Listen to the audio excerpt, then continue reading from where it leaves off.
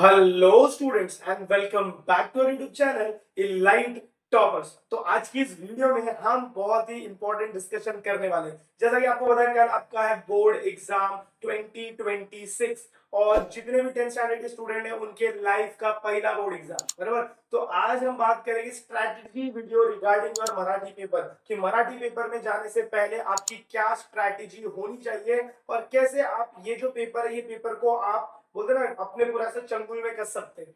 Normally बहुत सारे students ऐसे होते हैं जो नॉन महाराष्ट्रियन है, तो नॉन महाराष्ट्रियन स्टूडेंट के लिए भी ये बहुत ज्यादा इंपॉर्टेंट है क्योंकि उनको ना मराठी का एक होता है फियर। फियर मतलब भाई डर। तो वो जो डर है वो इस वीडियो में गायब हो जाएगा। क्यों? क्योंकि ऐसी स्ट्रैटेजी पता चलेगी जिससे आप ना बोलते हैं कि जो मार्क्स है ना आपका, जो आपका डर है ना कि भाई फेल हो जाएंगे या फिर कैसा क्वेश्चन आएगा, वो सारा का सारा डिस्कशन इसमें होने वाला। तो चलिए शुरू करते हैं वीडियो के साथ और देखते हैं क्या क्या डिस्कशन हम करेंगे। सबसे पहला तो देख भाई, यहाँ पर मैं तुम्हें बहुत सारी चीजें बताऊंगा। देखो, जब आप विभाग एक में आते हो, यह तो आपको बहुत सारा पैटर्न पता होगा, बट जो स्ट्रैटेजी बता रहा हूँ वो सुनो। विभाग एक में आकलन कृति स्वमत। तो ये जो आपका टाइम है ये आपको 7 मार्क्स मिलेगा, तो यहाँ पर आपको इसमें कोई भी मिस्टेक नहीं करनी है। फिर सिमिलरली आपका अपठित उतारा, यहाँ पर भी आपको 7 मार्क्स मिलेगा, यहाँ पर भी कोई मिस्टेक नहीं करनी है। और एक बात ध्यान देना भाई, जो स्वमत लिख रहे हो ना, स्वमत में ऐसा नहीं करना है कि भरपूर आप लिखते चले जा रहे हैं और बाद में आपको पता चल रहा है शिट ये तो बहुत ज्यादा हो चुका है, इतना ज्यादा मुझे नहीं लिखना था।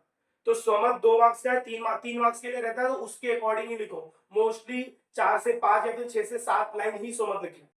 इसके बाद तुम्हारा फोकस होना चाहिए रस ग्रहण, काव्य सुंदर। देखो, पठित पद्य, पठित पद्य दिख रहा है। पठित पद्य पे आओगे तो इस पे आने से पहले ना तुम ये वाला निपटा दो। जब तुम रस ग्रहण निपटाते हो 8 मार्क्स मिल जाते हैं, क्योंकि ये तुम रट कर गए हो ना, ये तुमने ऐसा ताजा ताजा याद किया तो ये तुम्हें याद रहेगा। तो इसको पहले निपटा दो, फिर उसके बाद तुम ये वाले सेक्शन पे एंट्री मारो और इसको सॉल्व करो। और फिर यहाँ से आपको करना स्थूल वाचन और फिर भाषा अभ्यास। ये सारी चीजें आपको यहाँ से करके रखनी है। अब लेटर में आते हैं, लेख नियम अनुसार लेखन तो ये करोगे, विराम चिन्ह उपयोजित लेखन में आएंगे तो सबसे पहले तो यहाँ पर आपको पत्र करना है। फिर पत्र के बाद जब आप ये अ का हो गया, आ में जब आएंगे तो यहाँ पर है जाहिरात, बातमी, कथा। कथा बिल्कुल नहीं करना है आपको, इसमें करना है जाहिरात और बातमी, क्योंकि कथा बहुत ज्यादा टाइम लगता है, उसके अंदर मिस्टेक होने के चांसेस बहुत ज्यादा होते हैं। तो आप फोकस करिए जाहिरात पे, जिसमें वर्ड्स कम यूज करने हैं, ड्रॉइंग ज्यादा बनानी है, बराबर, वो याद रखना। और सारा का सारा जो भी आप काम करने वाले हो जाहिरात में, everything should be done with pen. फिर बातमी लेखन, ये सिंपल है, इसमें ज्यादा लिखना नहीं होता है, एक शॉर्ट पैराग्राफ भी आप लिखोगे, it is a news report. तो न्यूज रिपोर्ट एक एक दो दो पेज की नहीं होती, 10-15 लाइन लिखा, 10 लाइन मैक्सिमम इनफ होता है, 10 लाइन में आपको सब कुछ कवर कर देना। फिर लास्ट में आता है आपका कथा लेखन बोल रहा हूँ, निबंध। निबंध में आपको आत्मकथा वाला पैटर्न हमेशा सिलेक्ट करना, क्योंकि आत्मकथा में आप कुछ भी कैसे भी स्टार्ट कर सकते हो, कैसे भी लिख सकते हो, बट ये प्रसंग लेखन और वैचारिक में ये सारी चीजें नहीं चलती। अब देखते हैं स्ट्रैटेजी के सबसे पहले क्या क्या पॉइंट्स है। सबसे फर्स्ट स्ट्रैटेजी का पॉइंट क्या हुआ है, पहले वो सॉल्व करो ना जो आपको पता है या फिर जो आपको आ रहा है। टाइम वेस्ट नहीं करना, that is the main point. अगर आप मराठी में ये सोचो कि भाई इसका आंसर क्या है, पैसेज चल रहा है, पैसेज का एक पॉइंट पे आप अटक गया और उसको आप बार बार ढूंढने जा रहे हैं, ऐसा नहीं है। तेरे को पता है कि तेरे को वो अभी नहीं मिल रहा है, छोड़ दे। क्या कर, छोड़ दे। अभी नहीं मिल रहा है ना, उसको उधर उधर क्वेश्चन भी उधर जगह छोड़ और छोड़ दे और आगे का कंटिन्यू करना। तेरे को किसी ने ऐसा बोला है क्या कि नहीं ये हो जाएगा तभी आगे का करना? नहीं, ऐसा किसी ने नहीं बोला। तो तू पहले का आगे का तो कंप्लीट कर, जो तुझे आ रहा है फटाफट फटाफट कंप्लीट करते जाओ, बराबर। क्यों? क्योंकि जो आ रहा है ना उसमें तुम्हें सोचना नहीं पड़ेगा, सिर्फ लिखना है और लिख के अच्छे से लाइन मार के प्रेजेंटेशन करना। और फिर उसके बाद आप अपना टाइम उसमें लगाओ जो चीजें आपको नहीं आ रही, जहां पर आप अटक रहे, बराबर। तो ये आपका फर्स्ट पॉइंट होना चाहिए कि भाई जो मुझे पहले सबसे अच्छे से आ रहा है, बिना ऐसा कुछ सोचे समझे मुझे इसका आंसर आ रहा है, मैं वो पहले अटेम्प्ट करूं। Don't waste your time on passage. Passage read करने में अपना टाइम वेस्ट मत करो। अब इसका ना टेक्निक बताता हूँ। देखो, हमारे पास कौन सा पैसेज है, पहला है पठित। पठित मतलब जो चैप्टर के ऊपर बेस्ड है ना, तो इसमें ना तुम पैसेज मत पढ़ो, डायरेक्ट क्वेश्चन पढ़ो। जब तू क्वेश्चन पढ़ेगा ना तो बहुत सारे क्वेश्चन के आंसर तेरे को पता होते हैं। हम मिस्टेक क्या करते हैं, हमको ऐसा लगता है कि भाई बोर्ड का एग्जाम है तो बोर्ड के एग्जाम में जो पैसेज है, पैसेज पहले पढ़ेगा फिर ही आंसर मिलेगा, ऐसा नहीं होता। तो पहले तो तुम क्वेश्चन पढ़ लो, क्योंकि ना जो पठित है, जो चैप्टर वाले हैं उसमें बहुत सारे क्वेश्चंस ऐसे होंगे जिसके आंसर तेरे को बिना पैसेज पढ़े लिख देंगे, बिना पैसेज पढ़े तो उसका आंसर लिख देगा। और फिर आता है आपका अपठित मतलब अनसीन पैसेज। ये जो अनसीन पैसेज होगा इसमें भी आपको टेक्निक यूज करनी है। दैट टेक्निक इज, पहले आप क्वेश्चन पढ़ो फिर उसके बाद आप पैसेज पढ़ो। क्वेश्चन पढ़ोगे फिर पैसेज पढ़ोगे तो आपका टाइम बचेगा। This is your second. आपको आपका टाइम बहुत इंपॉर्टेंट है, इसको वेस्ट नहीं करना।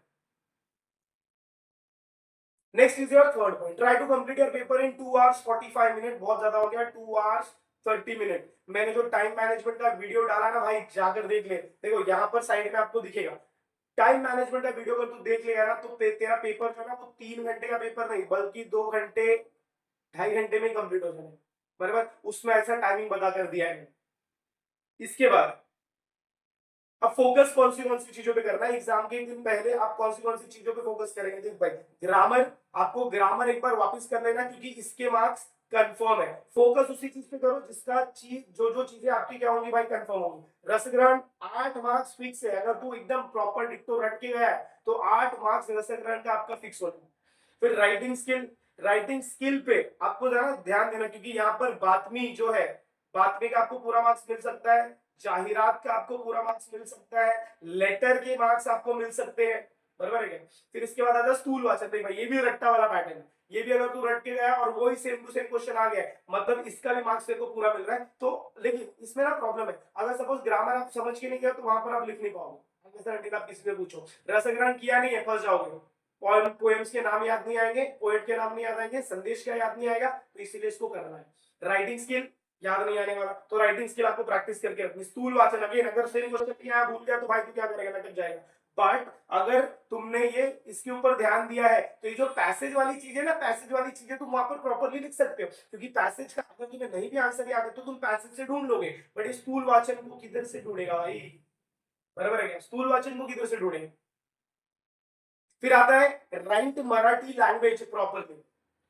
मतलब ऐसा नहीं कि तुम लिखे जा रहे हो लिखे जा रहे हो लिखे जा रहे हो, उसमें जो तुम मराठी लिख रहे हो ना that should be legible Marathi. मतलब एक्चुअल में वो प्रॉपर मराठी होनी चाहिए। वो आपको ये नहीं बोल रहे कि हाई फाई मराठी लिखो, वो आपको बोल रहे भाई प्रॉपर कॉमन लैंग्वेज जो मराठी है उसको तुम मुझे रिप्रेजेंट करो। बराबर।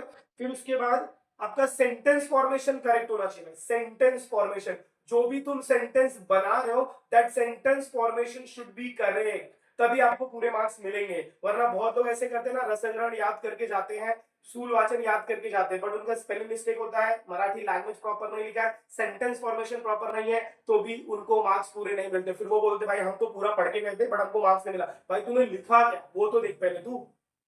फिर seventh, make every box with pen and pencil use नहीं करना है। याद रखना, मराठी का सबसे मेन पार्ट ये कि आपको कहीं पर भी पेंसिल यूज नहीं करनी। हर जगह आपको क्या यूज करना है? पेन। आप बॉक्सेस बना रहे हो विद पेन, प्रेजेंटेशन के लिए अंडरलाइन करने के लिए you can use pencil, but मैं बोलूंगा वहां पर भी पेंसिल मत यूज करो। हर जगह आप क्या यूज करो? पेन।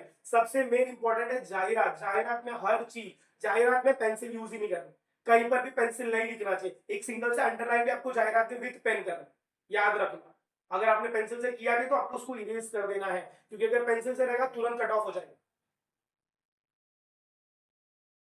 तो आई होप आपको ये सारा का सारा जो स्ट्रैटेजी है, एक ज्यादा बड़ा वीडियो है भाई, शॉर्ट वीडियो है, ये स्ट्रैटेजीज अगर आपने फॉलो कर ली तो आपके मराठी में जो मार्क्स आ रहे हैं ना वो इंप्रूव अपने आप हो जाएंगे। और एक दिन पहले आपको सिर्फ यही चाहिए कि कौन सी ऐसी चीजें जिसको मैं करूं और मेरे मार्क्स थोड़े से इंप्रूव हो जाए। तो अगर आपको वीडियो पसंद आए, अगर आपको ऐसा लगा कि ये भाई इंटरेस्टिंग चीज है, तो मेक श्योर आप वीडियो को ज्यादा से ज्यादा अपने फ्रेंड के साथ शेयर करिए। चैनल पर रहे तो चैनल को सब्सक्राइब भी जरूर करिए। मिलते हैं अगले वीडियो में कुछ ऐसे नए टॉपिक के साथ।